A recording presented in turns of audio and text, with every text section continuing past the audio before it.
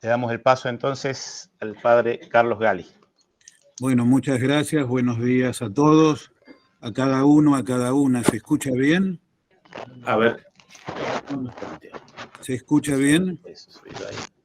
Bueno, como habíamos quedado, muchas gracias, padre Pablo. Las primeras palabras eran de saludo, de tal manera que estos 2 minutos primeros son para agradecer la invitación a participar y para asociarnos como Facultad de Teología con nuestro auspicio y presencia en este segundo Simposio Internacional de Catequética.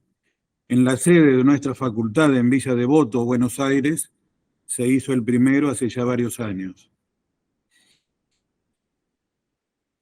Si bien yo me hago presente a través de la imagen y la palabra, hay otros profesores y profesoras que están presentes allá y los acompañarán en estos días. Los profesores y profesoras Sodin, Puigari, Bacher, Levalli, Nanini, San Germain, de tal manera que somos un grupo que desde la facultad quiere acompañar este servicio, como lo ha denominado Pablo, para pensar e imaginar juntos, en diálogo, la formación de los ministros laicos catequistas hacia un nuevo horizonte evangelizador. En otras ocasiones, cuando hablar de catequesis y teología, he puesto el acento en la actividad que desarrollamos, voy a llamarlos la comunidad catequética, no los catequistas. La comunidad catequética. Perfectamente. Bien, termino el saludo que me habían pedido al comienzo y hacemos lo principal de la charla, que se dilatará hasta 10:30, más o menos, ¿no? Con el diálogo. En otros encuentros he acentuado la unidad de las diversas formas de transmisión de la fe y del anuncio del Evangelio, la catequesis y la teología, poniendo el acento en el núcleo común del querigma que proclamamos, que estudiamos, que testimoniamos, que compartimos, y la diversidad de formas, por lo tanto, de lenguajes, de actividades y de procesos. Hoy, debido al tema de este encuentro, la formación de los ministros laicos catequistas, pongo el acento en los sujetos, los que formamos la comunidad teológica, los que forman la comunidad catequística, en muchos casos son las mismas personas que realizan diversos ministerios. Y el acento está puesto justamente porque se nos convoca a pensar juntos en la formación o en los procesos formativos. Cuando la instrucción Antiquum Ministerium habla de la formación de los ministros laicos catequistas, habla de la formación bíblica, teológica, espiritual, pastoral, o sea, en un sentido integral. A eso queremos colaborar y estamos muy contentos de poder hacerlo, ya desde este primer día. El tema que me corresponde se enuncia así: el ministerio del catequista o de los catequistas en una iglesia, toda ella sinodal, misionera, servidora ministerial y servidora ministerial. Han querido poner las dos palabras, veremos los acentos que tiene cada una.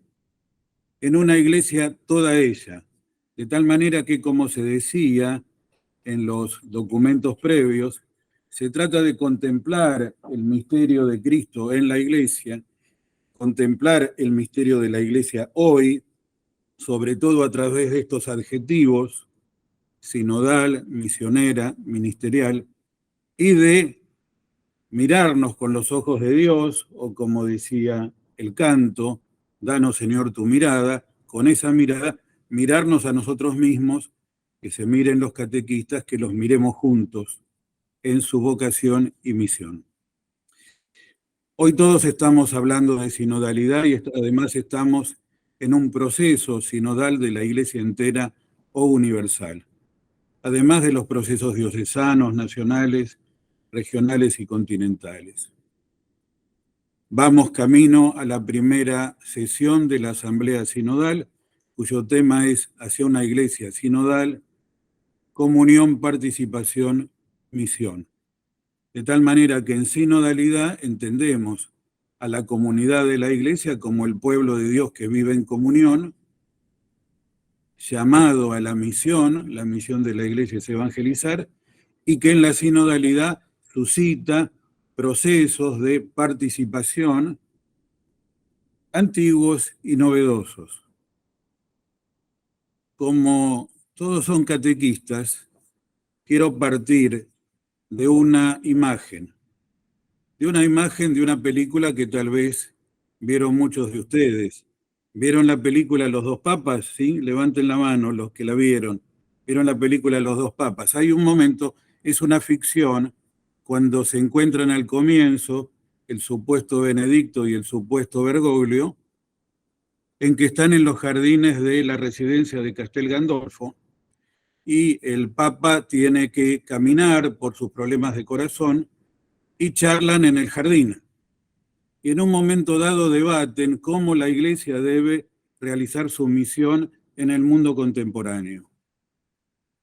Y el cardenal Bergoglio, el supuesto Bergoglio, dice que tenemos que descubrir lo que Dios quiere de nosotros en el camino, porque Él se acerca a nosotros. Es un Dios que viene a nosotros. En Cristo viene a nosotros, sigue viniendo.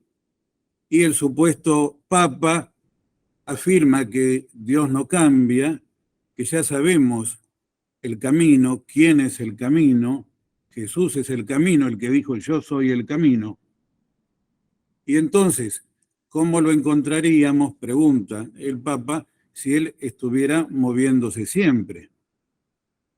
En rigor, el texto original no dice que Dios está moviendo o está cambiando Él. Dice que Dios viene a nosotros permanentemente. Así es la historia de la revelación de Dios y de la salvación de los seres humanos. No solamente un ser humano que busca llegar a Dios, sino un Dios que viene a nosotros plenamente en el don de su Hijo, hecho hombre, y en la efusión del Espíritu en la comunidad eclesial y en el corazón de cada uno y de cada una. En ese debate, ¿cómo lo encontraríamos si se mueve? El argentino responde en el camino. Y luego le suena la alarma al Papa para seguir caminando como necesita por el ejercicio para mejorar su salud. Y van a otra zona del jardín conocida, menos conocida, donde el Papa no ha estado transitando y donde no se anima a ir, bajo la sombra de otros árboles, como si fuera terreno desconocido. Y como todo lo desconocido nos suscita siempre cierta inquietud y cierta inseguridad. ¿Vamos por ahí o vamos por el camino que ya conocemos? Y Benedicto duda en avanzar en una zona que no conoce y Bergoglio acota, vayamos por allí, que hay sombra. Como diciendo, a Dios nos va a seguir encontrando también allí, en ese tramo del camino. Y el Papa reacciona con humor y dice, bueno, quizás encontremos a Dios en el camino. En todo caso, si se muestra, yo se lo presentaré, como diciendo, bueno, yo soy el Papa, le confío esto, que Dios no sale en el camino, pero yo se lo presento. Y sigue en el paseo. Esta imagen, encontrar a Dios en el camino, encontrarnos con los demás seres humanos, las personas y los pueblos, en el camino. Esto es lo central para entender una iglesia sinodal, misionera y ministerial. Porque el camino es el camino de la vida y el camino de la historia. Esto quiere decir que la iglesia que en el Concilio Vaticano II se ha renovado en la conciencia de ser el pueblo de Dios en camino hacia la plenitud del reino que ya ha venido, que crece en ella y en el mundo como una semilla para desarrollarse plenamente cuando el Señor regrese y el reino se consume, es una iglesia en camino. De tal manera que La imagen bíblica de pueblo de Dios está asociada en el Concilio Vaticano II a la expresión peregrino, el pueblo de Dios peregrino, la iglesia peregrina. Así está en Lumen Gentium, así está en Gaudium et Spes, así está en Ascentes. Es el pueblo de Dios peregrino. Peregrino quiere decir que camina en la historia participando ya de la plenitud consumada o escatológica del reino, que sin embargo viene siempre a nosotros con sorpresa hasta que Dios sea todo en todos. Entender que la iglesia es peregrina y que todos vamos caminando juntos es la clave para entender lo que es la sinodalidad. Caminemos juntos hacia el reino que vino, que viene, que vendrá. Es la clave para entender la misión, porque mientras caminamos cumplimos la misión de anunciar el Evangelio, somos peregrinos evangelizadores, somos discípulos misioneros. En el camino no solo hacemos una peregrinación orante, también hacemos una peregrinación evangelizadora mientras vamos al santuario del reino.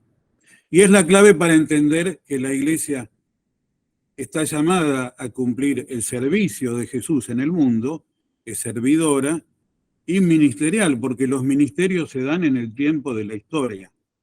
Se los digo de otro modo, en el reino consumado, en la Jerusalén celestial, en la iglesia plena, en el cielo, ya no habrá sinodalidad, ni misión, ni ministerialidad. La iglesia es sinodal en la historia, la iglesia es misionera en la historia, la iglesia es ministerial en la historia. Esta es la diferencia entre comunión y sinodalidad o comunión sinodal. La comunión es un término que refleja lo más profundo de la iglesia, válido para la iglesia toda, histórica y escatológica, peregrina y celestial. Allá todo será comunión y fiesta. Pero eso no alcanza para decir lo que es la iglesia peregrina. La iglesia es una comunión que atraviesa el tiempo y el espacio, animada por el Espíritu y encabezada por Cristo, cabeza del cuerpo de la iglesia.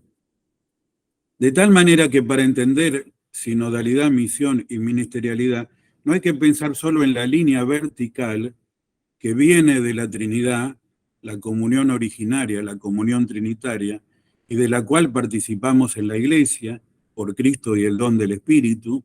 Eso es la iglesia, dice Lumen Gentium 4, el pueblo reunido en virtud de la comunión de la Trinidad. Pero no basta esta dimensión vertical, participamos de la comunión trinitaria, sino que hace falta la dimensión horizontal, que es que lo hacemos caminando juntos en la historia, con la misión de evangelizar y con diversidad de dones y carismas puestos al servicio de los demás en una amplia ministerialidad. Amplia ministerialidad es una frase que usa Anticum Ministerium número 2. Va a situar el ministerio del catequista en una amplia ministerialidad, es decir, en una variedad de servicios que varones y mujeres prestamos en nombre de Cristo y por don del Espíritu para el bien de la comunidad eclesial y a través de ella al mundo entero. Esta es la clave, entender a la Iglesia como el pueblo de Dios en camino. Sobre esta base digo algo de la sinodalidad, la misión y la ministerialidad, con el objeto siempre de situar el ministerio del catequista y su misión específica. La sinodalidad o la dimensión sinodal, que es propia de la Iglesia desde siempre, la conciencia de la sinodalidad se ha renovado en estos años después del Concilio Vaticano II. Hemos entrado en una nueva fase de la teología y la praxis de la sinodalidad. Ahí ha sido decisiva la enseñanza eclesiológica del Vaticano II. Hoy quien nos guiaba dijo, el contemplar está centrado en la Iglesia, es una contemplación eclesiológica. Toda la experiencia sinodal postconciliar ha influido mucho.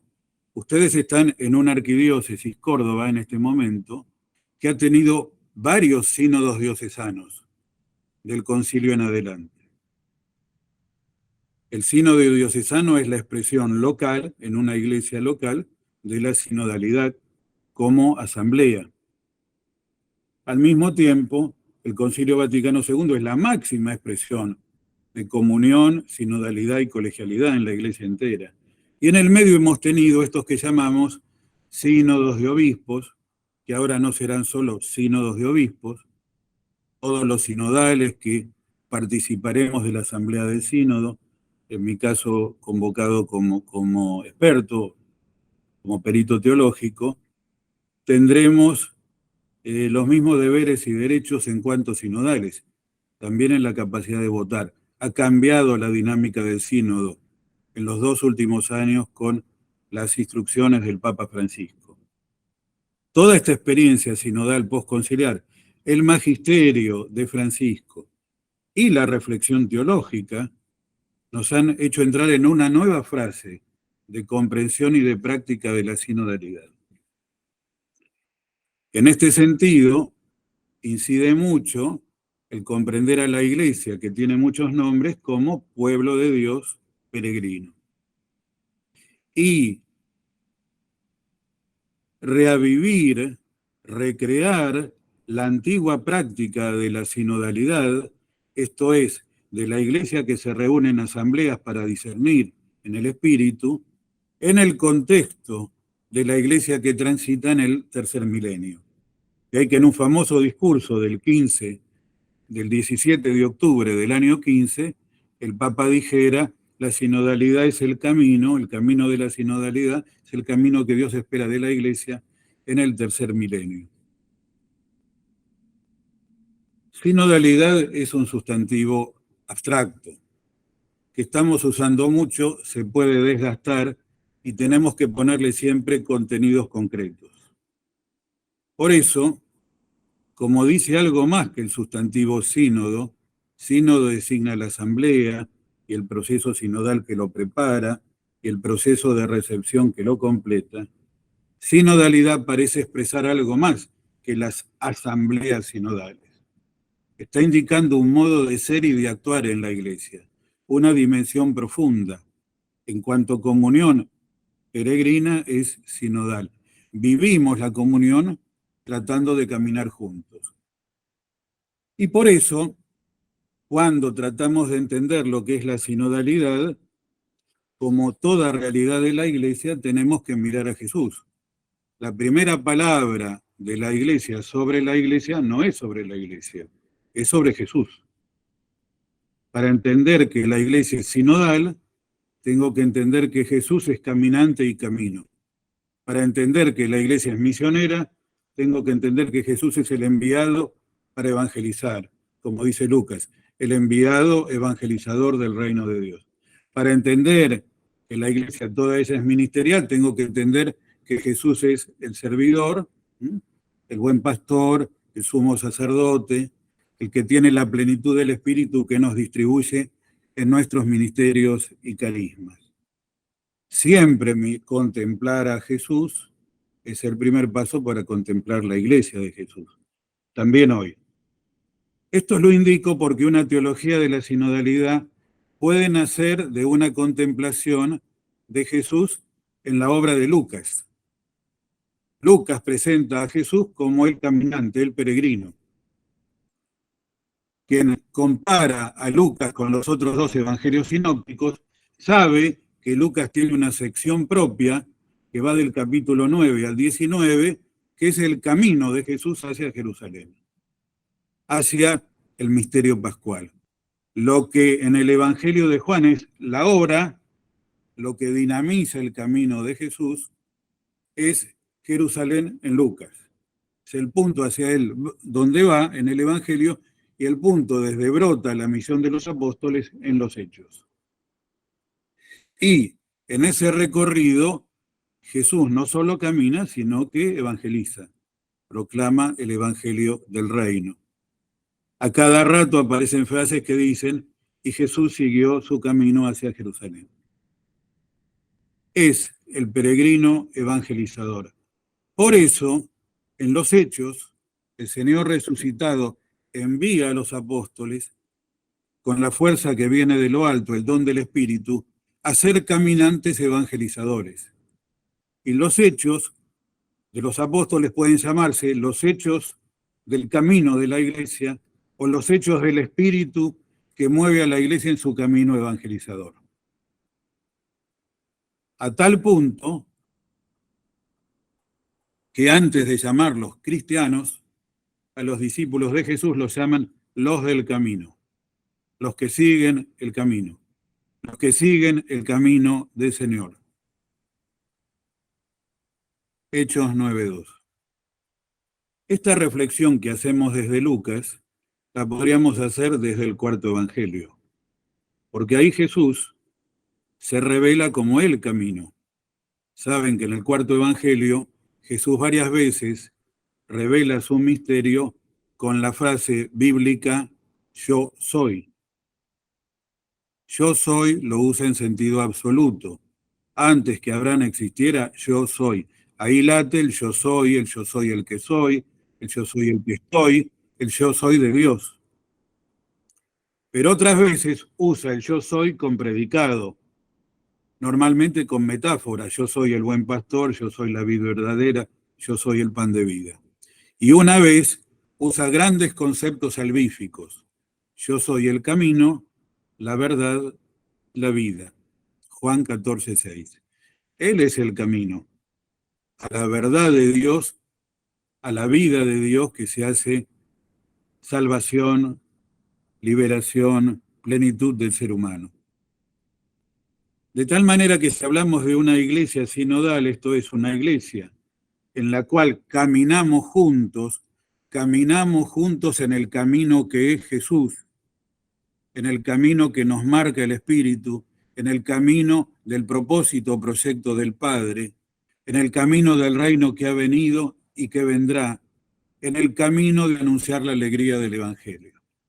Eso es caminar juntos o ser una iglesia sinodal, donde el Espíritu es clave, es el principal protagonista de la iglesia y por lo tanto de la sinodalidad, de la evangelización, aquello que decía Pablo VI en Evangelii Nunciandi 75, es el agente principal de la evangelización y de la ministerialidad, porque como dice Pablo en la primera carta a los Corintios, capítulo 12, hay variedad de carismas, hay variedad de ministerios, hay variedad de servicios, pero uno es el Espíritu, que los distribuye para edificación de la comunidad. Lo que decimos del Espíritu lo podríamos decir de la Eucaristía, que es la fuente, el centro y el culmen de la vida sinodal, misionera y ministerial de la Iglesia. Es la comunión con el cuerpo de Cristo, en el cual se intensifican los vínculos para la misión y para los diversos servicios que cumplimos en orden a la misión evangelizadora.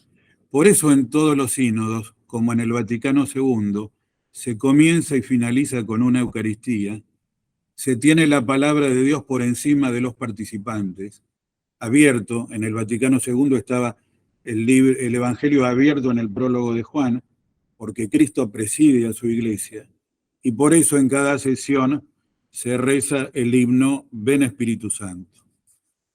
De tal manera que la sinodalidad, como la comprendemos hoy, es obra del Espíritu de Cristo, o obra de Cristo por el Espíritu en la comunidad eclesial. Y aquí evoco simplemente una escena de los Hechos de los Apóstoles, que todos conocemos, que está en el capítulo 15, que se ha llamado la reunión, asamblea, sínodo o concilio de Jerusalén, donde la comunidad de Jerusalén, no solo los apóstoles, no solo los presbíteros, 2 veces dice, y con toda la eclesía y con toda la comunidad, se reúne para debatir una cuestión pastoral discutida, que había nacido en Antioquía, primero cuando Cornelio, antes en otro lugar, Pedro, tuvo que discernir si bautizaba a Cornelio, y luego en Antioquía cuando Pablo y Bernabé quieren avanzar la misión entre los pueblos paganos, o sea, entre griegos, romanos, en las culturas del Mediterráneo, y algunos cristianos judaizantes dicen que hace falta circuncidar a los varones antes de darles el bautismo. Es decir, pasar por la mediación salvífica de Israel para ingresar a la comunidad cristiana. Circuncidarse para bautizarse. Se arma este debate. Y en la reunión sinodal de Jerusalén, con argumentos tomados de la Escritura, con la iluminación del Espíritu, y en el diálogo eclesial, disciernen que no hay que imponer a aquellos que quieren ser cristianos desde sus culturas, formando otros pueblos, tener que cumplir los preceptos cultuales o ceremoniales de Israel. Y entonces le mandan una carta a la comunidad de Jerusalén, a la comunidad de Antioquía, donde dice, esta es la frase, la que voy a decir ahora, esta es la frase que resume toda la charla. Nosotros y el Espíritu Santo hemos decidido no imponerles más cargas que las indispensables.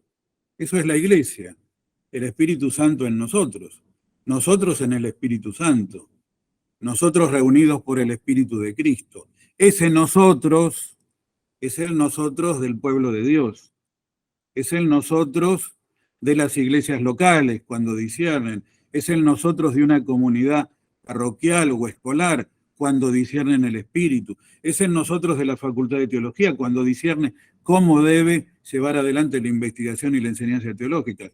Ese nosotros es el nosotros de este proceso sinodal en la fase diocesana que ya tuvimos, en la fase nacional que ya tuvimos, la síntesis de los informes diocesanos que hizo la Conferencia Episcopal Argentina, en la fase continental que ya tuvimos, entre febrero y marzo se hicieron 7 asambleas continentales sobre el tema del sínodo próximo, Asia, África, Europa, Oceanía, las iglesias católicas orientales en Líbano, en el Medio Oriente, América del Norte y toda la América Latina de México para abajo.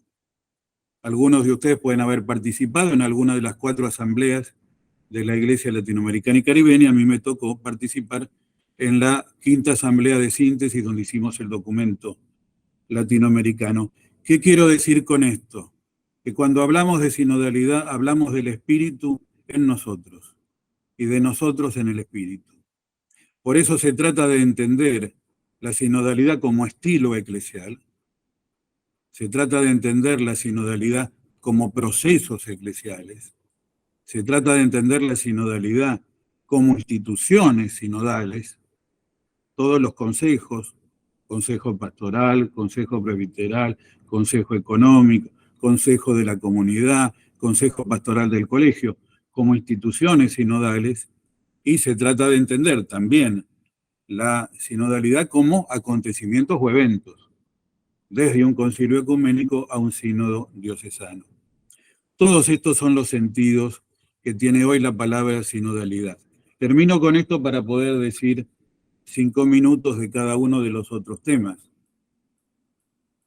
La sinodalidad hoy, vista desde la acción del Espíritu en nosotros, por lo tanto con una espiritualidad sinodal,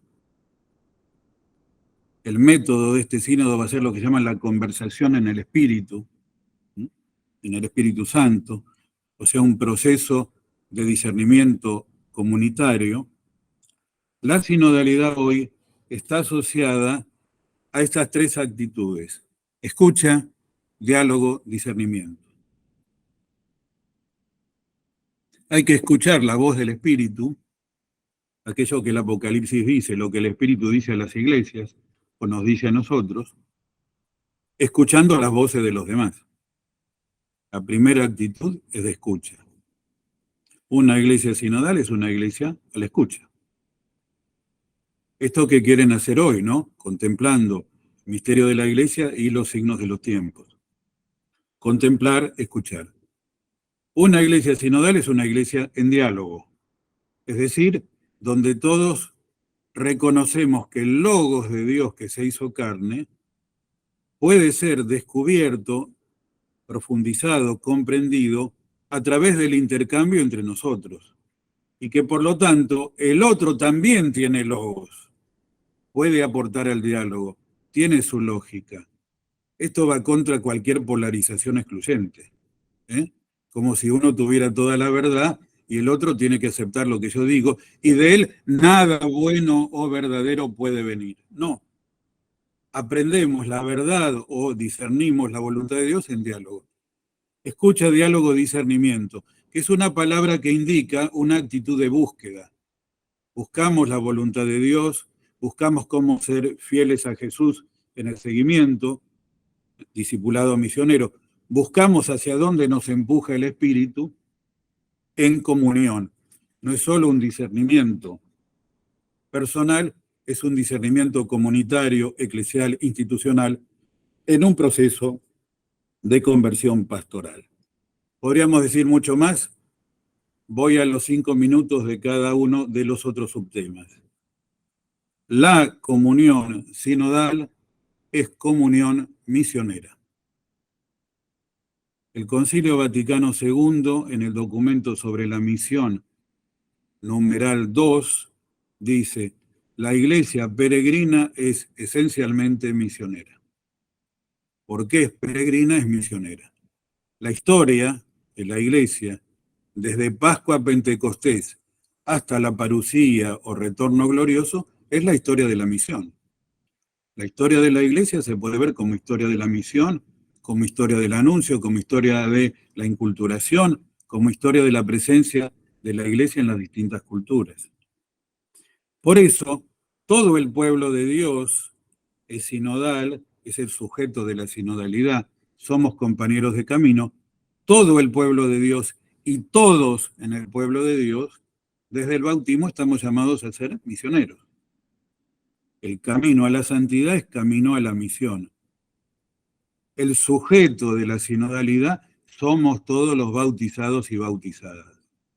Por eso hay que saber distinguir y unir sinodalidad y colegialidad. La colegialidad es la forma de comunión propia de los obispos, de los que tienen el ministerio ordenado episcopal. La sinodalidad es el modo de ser y de actuar en camino, en comunión, como caminantes, de todos los bautizados, mujeres y varones, miembros comunes del pueblo de Dios. Por eso acá hay que insertar claramente el ministerio laical del catequista, que brota no de un sacramento del orden, sino que brota de la dignidad bautismal que todos tenemos, del bautismo y de la iniciación cristiana, que nos hace sujetos en la Iglesia.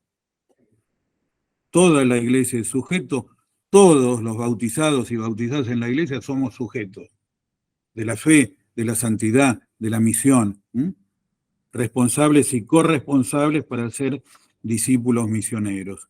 Esto es clave para entender el pontificado de Francisco, para entender qué quiere decir una iglesia en salida, o una iglesia en conversión pastoral o conversión misionera. Como dice en Laudato Si número 3, escribí la Evangelii Gaudium a los miembros de la iglesia en orden a movilizar un proceso de reforma misionera aún pendiente. Es la reforma de la iglesia enfocada hacia la misión, finalizada en la evangelización, que obró el Vaticano II y que aún está pendiente en muchos aspectos de la vida y la misión de la Iglesia.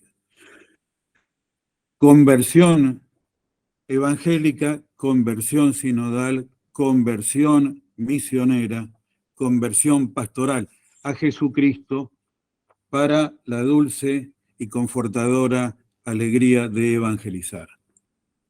Aquí podríamos ubicar un conjunto de temas que hacen a la misión hoy.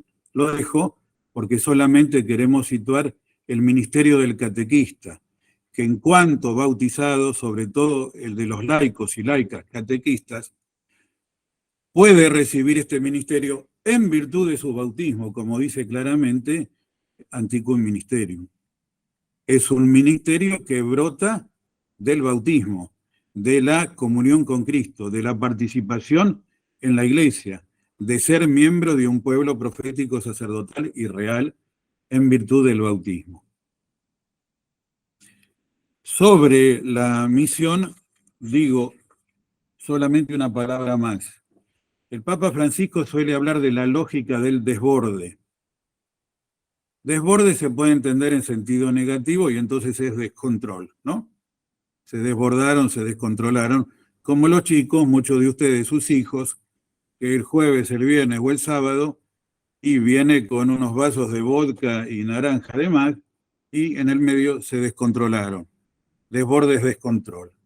Pero desborde, en el lenguaje sinodal de hoy, quiere decir otra cosa. Quiere decir plenitud, abundancia, exceso.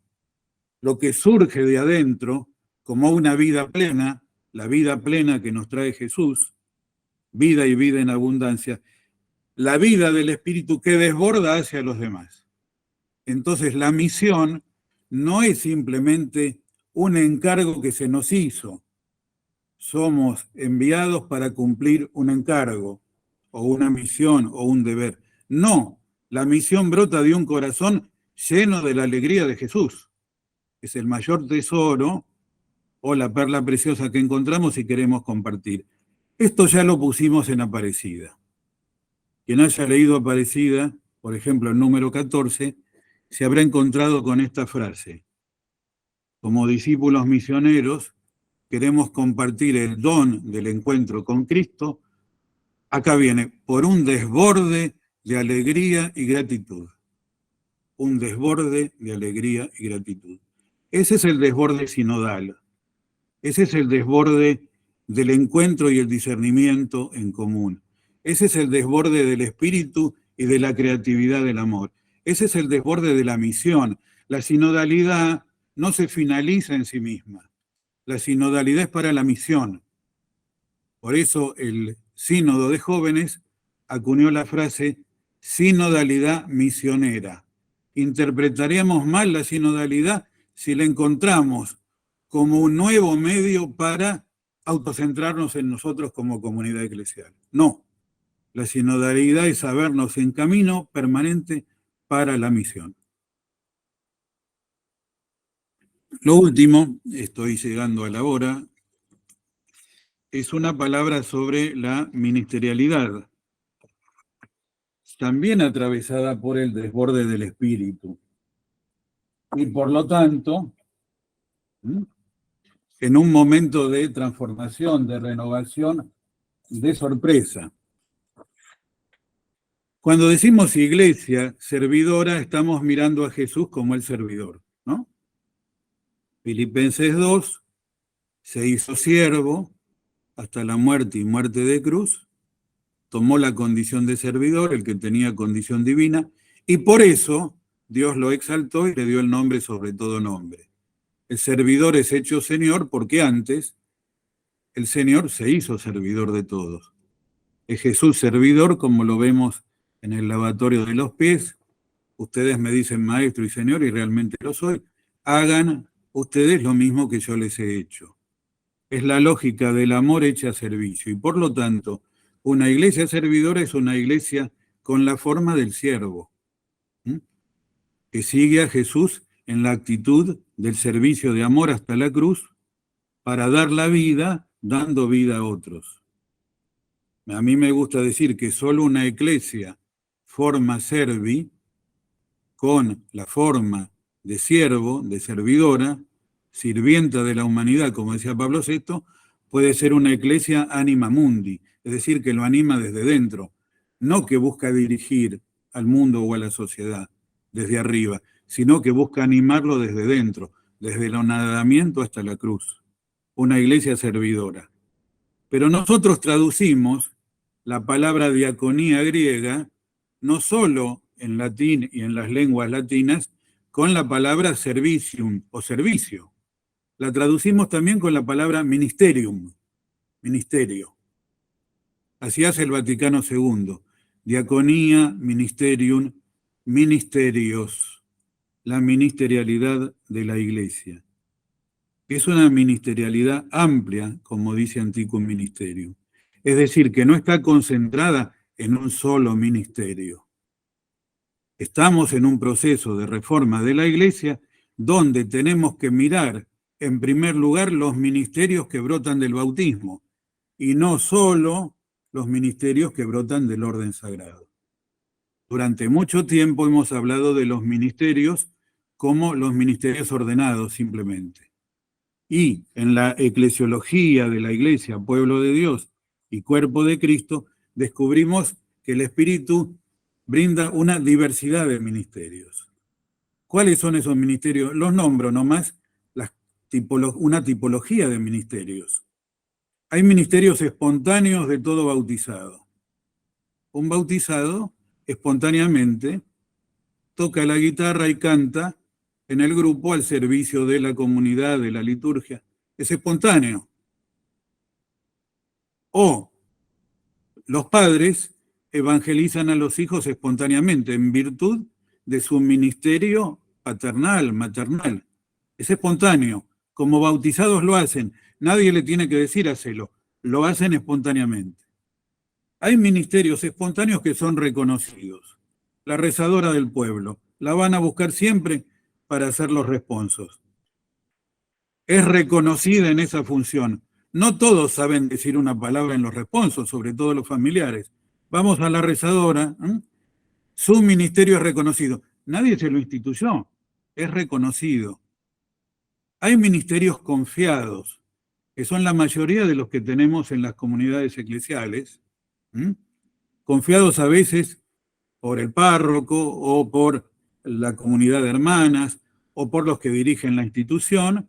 Bueno, vos tenés este carisma, no solo lo reconocemos, te encomendamos a hacer esto. Así la mayoría de los catequistas y las catequistas comenzaron en una parroquia, ¿no? Alguien los llamó, se presentaron y se les confió, bueno, desde ahora establemente incorporate como una de las catequistas de primer año en camino hacia la comunión, o de adultos, o lo que sea, en bautismo o en lo que sea. Ministerios espontáneos, reconocidos, confiados o encomendados, y ahí vienen recién ministerios instituidos. Ministerios instituidos por la Iglesia, por sus autoridades, con un carácter estable y oficial, para prestar un servicio más o menos permanente hasta que dure el ministerio. Ministerios en virtud de una institución eclesial. Antes tendíamos a unir institución con ordenación. Hoy sabemos que hay ministerios instituidos que no pasan por la ordenación sacerdotal o episcopal. Así es el ministerio del catequista. Laicos y laicas, por lo tanto, que en virtud del bautismo y de la iniciación cristiana, son instituidos para un servicio específico. Como dice la instrucción, puede ser un servicio pastoral amplio o puede ser el ministerio catequístico en sentido estricto, como lo vivimos y lo entendemos. No todos los catequistas son instituidos en el ministerio del catequista, pero el ministerio del catequista es un ministerio instituido, respaldado, ¿no? No solo reconocido, puesto mediante un rito de dedicación al servicio de la comunidad. Y después están, dentro de los instituidos, los ordenados, que son diaconado, presbiterado y episcopado. Ahora es una sección. Por eso, una iglesia toda ministerial no es una iglesia toda ministerial ordenada. Esos somos unos pocos. Es una iglesia toda ella ministerial. Es una iglesia, tampoco es una iglesia toda ella ministerial instituida. No buscamos instituir a todo el mundo. Se trata de discernir, es algo vocacional, los que tienen la vocación del ministerio del catequista y pueden dedicar corazón y vida a eso, en virtud del propio bautismo. Bien, este marco lo quería dar porque me parece que hoy, en una eclesiología que ve a la Iglesia como comunión sinodal, como misión evangelizadora y como ministerialidad amplia, tenemos como base la revalorización de todo el pueblo de Dios y por lo tanto de los laicos y las laicas en la Iglesia. Laicos y laicas son los miembros comunes del pueblo de Dios, que ya no se distinguen por no ser religiosa o no ser presbítero, sino que tienen toda la riqueza de la vocación bautismal, que pueden ponerla mediante un llamado y una dedicación al servicio de otros en un ministerio instituido en este caso del catequista. Si uno ve a Pablo VI, en Evangelii Nunciandi 73, hablaba todavía de ministerios con orden o sin orden, orden sagrado. Parecía que el paradigma era el ministerio ordenado. El lenguaje ha evolucionado. Hablamos de ministerios laicales, de ministerios confiados a laicos, de ministerios instituidos para laicos. Bien, que sea este el servicio, el carisma que Dios nos dio en una iglesia toda ministerial para vivir hoy la sinodalidad misionera de la iglesia. Gracias, que me pase un poquito. Muchas gracias. Muy bien. Muchas gracias, Padre Carlos. Vamos entonces a hacer un tiempo de preguntas, unos minutitos. ¿Hay preguntas? ¿Qué le suma la institucionalidad al ejercicio del ministerio o servicio del catequista que ya se viene realizando? ¿Y en qué nos cambia como catequistas el ser instituidos como ministros laicos catequistas? Bien, esta es una pregunta para las exposiciones siguientes, sobre todo la de Monseñor Gabriel, ¿no? Donde se han trabajado el tema en la Argentina, precisando un poco más lo que dice Anticum Ministerio. Yo creo que en la práctica cotidiana uno hace, sigue haciendo y sigue renovando lo que hace sin cambios mayores. ¿Qué cambia? La representación, una de las cosas que cambia, la representación que el catequista ejerce de parte de la comunidad y de su autoridad. Y institución quiere decir puesto, encomendado, no solo reconocido, ¿no? Autorizado, enviado.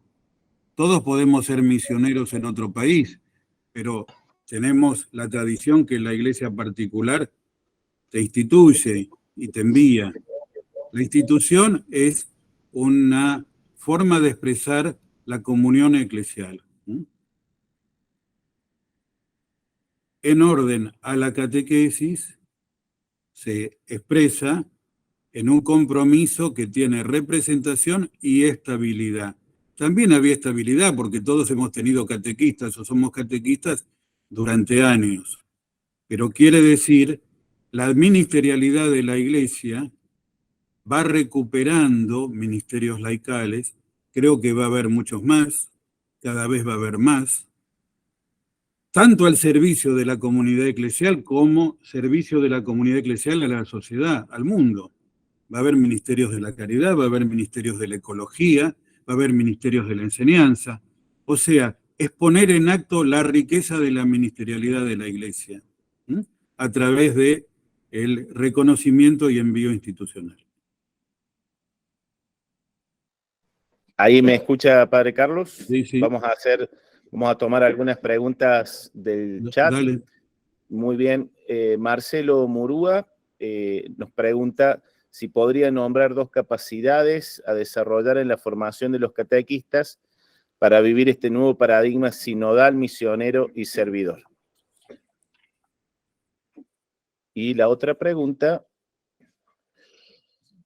¿con qué criterio, quién y con qué criterios instituye a los catequistas? Nos dice Karina Rodríguez. Y después, la última. Rubén López. Rubén López, sí. Hoy también existe en nuestra iglesia la incertidumbre, el temor de caminar por los lugares del jardín que aún no conocemos. ¿Cómo hacemos para tomar coraje y romper con el conservadurismo temeroso de salir al encuentro de aquellos que están en esos nuevos caminos y que nosotros nos descalcemos ante la tierra sagrada del otro para mostrar a Cristo con nuestra acción más que con nuestras palabras? Pregunta. Bueno, ¿quién instituye y cómo se instituye? Lo dejo para las ponencias siguientes que se van a concentrar en el ministerio. Es la Iglesia a través de sus comunidades y autoridades. Pero me importa más la de Marcelo y vincularla a la de Rubén. Yo creo que hoy necesitamos un corazón sinodal. Corazón sinodal. A mí me toca hacer muchos documentos con otros. Coordinar el equipo teológico del CENAM. estar en la Comisión Teológica Internacional y tantas otras variantes. Elaborar con otros no es solo hacer una síntesis de posiciones, es tratar de integrar la perspectiva del otro en una perspectiva común. Eso requiere una forma mentis sinodal y requiere un corazón sinodal. Un corazón sinodal donde estoy dispuesto a entregar o a anonadarme o a morir aún a mis propias posiciones para ver lo que es posible decir a la luz del Espíritu como síntesis superadora, es una palabra nuestra, Marcelo, de nuestra generación, como síntesis superadora hacia los demás. Sin corazón sinodal no bastan las estructuras de sinodalidad. Pueden ser máscaras, como las estructuras de comunión o de misión. Y acá es donde más cuesta, es decir, la capacidad del corazón de escuchar, de dialogar, de aprender. Nos cuesta a los ministros ordenados, está todo el problema del clericalismo acá, o sea,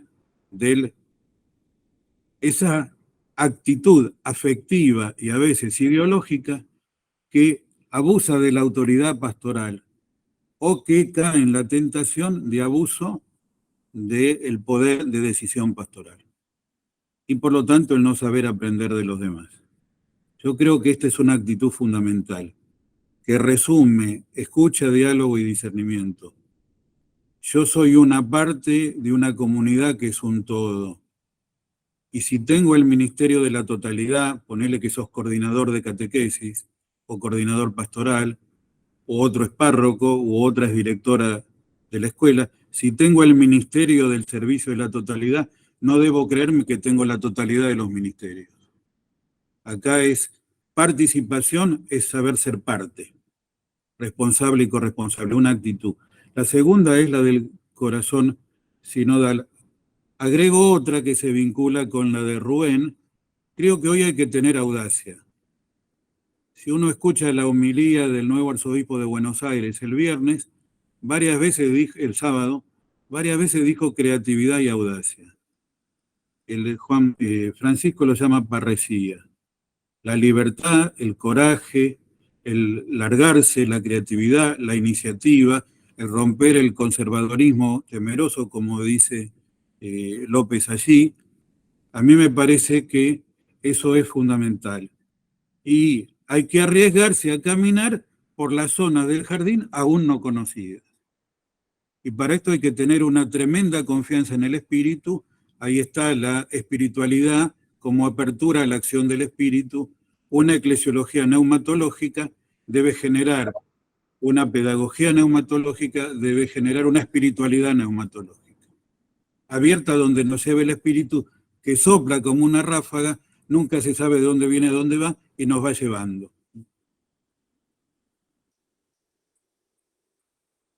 Yo termino, me despido si puedo. Le pregunté a Constanza, a Connie, que es secretaria de la comisión, si ya se había traducido el ritual de institución del catequista. Todavía no lo han hecho, espero que no tarde mucho, ¿no? La Comisión Episcopal de Liturgia. Pero tengo el texto latino que cuando otorga el ministerio, dice que sea signo de nuestra fe, cátedra de la verdad y del amor. No solo dice cátedra de la verdad, ¿no? Cátedra del amor. La cruz es la cátedra donde el maestro nos enseña la suprema lección del amor.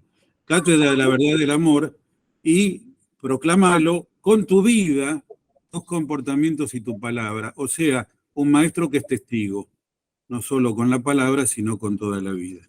Bueno, pedimos eso para todos. Muchas gracias. Muchas gracias, Padre Carlos.